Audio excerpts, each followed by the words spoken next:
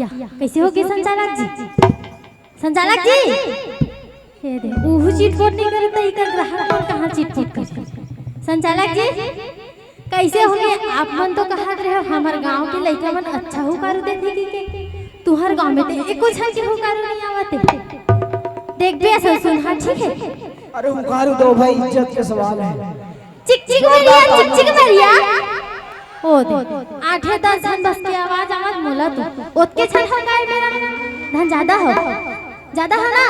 तो उसने आवाज आना चाहिए। ऐसे में मोर सस्ता गांव जाहू तो बताहू मंदिर हसत के भैया मन हां कते एक सुंदर ले हो की कहा दृश्य ठीक है। चिक चिक मरिया औ कस के कहा चिक चिक मरिया औ पिपर तरी तलवार हो ऐसे जूता बनावे गोरी चमकत चाहे बाजार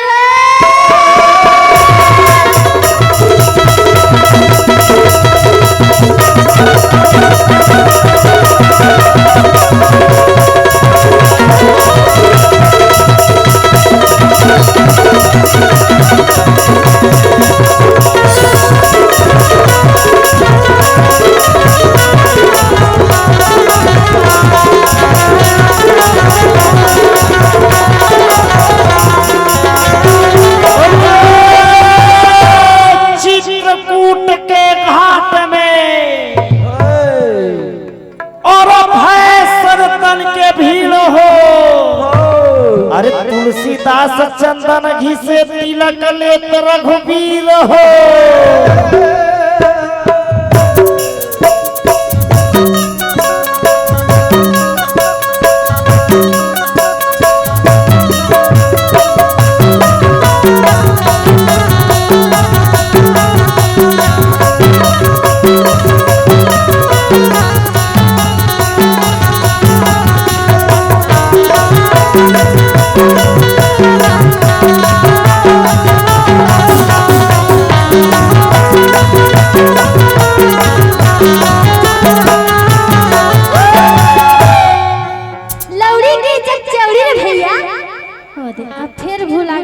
संचालक जी ऐसे मैंने क्यों हुआ आप मनला घेरी घेरी चेताओ भैया मनना लौड़ी के चौड़ी रे भैया मोर घेज घेज बिरा के गऊ उसने चिल्लावत थो भूत तो रहम कर दो भैया हो लौड़ी के चौड़ी रे भैया औ तुम मन कहा हुई तुम घर मन क्यों नहीं कहता मैं वो तुम मन कहा ठीक है लौड़ी के चौड़ी रे भैया औ लौड़ी में माथा फुंदरवा हो हम तो जाथन गोवर्धन खुंदाबर के माता पिता के दुलारा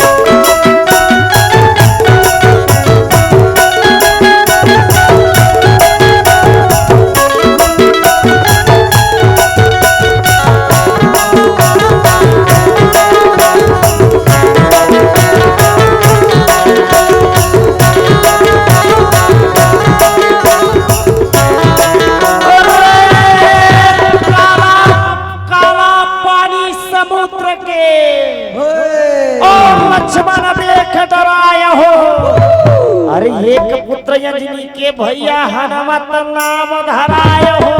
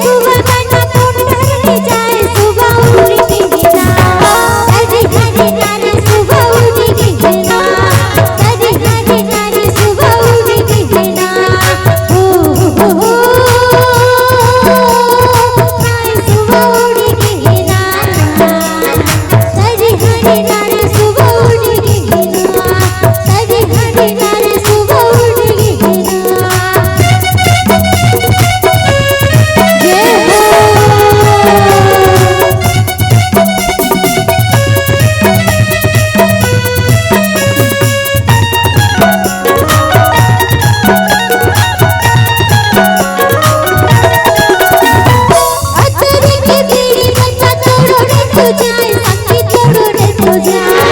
अतरी के बीड़ी पत्ता तोड़ो रे तो जाए सखी तोड़ो रे तो जाए अतरी के बीड़ी पत्ता तोड़ो रे तो जाए सखी तोड़ो रे तो जाए अतरी के बीड़ी पत्ता तोड़ो रे तो जाए सखी तोड़ो रे तो जाए वाला बन के दोस्ती ला तोड़ो रे तो जाए सुबह उठ के बिना तरी घाटे नारे सुबह उठ के बिना तरी घाटे नारे सुबह उठ के बिना तरी घाटे नारे सुबह उठ के बिना तरी घाटे नारे सुबह उठ के बिना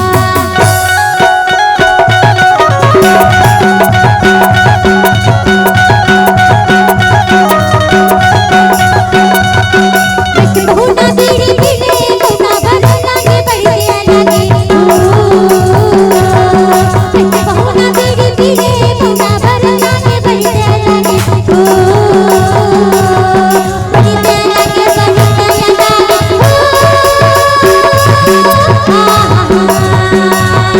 बढ़िया लागे बढ़िया लागे बढ़िया लागे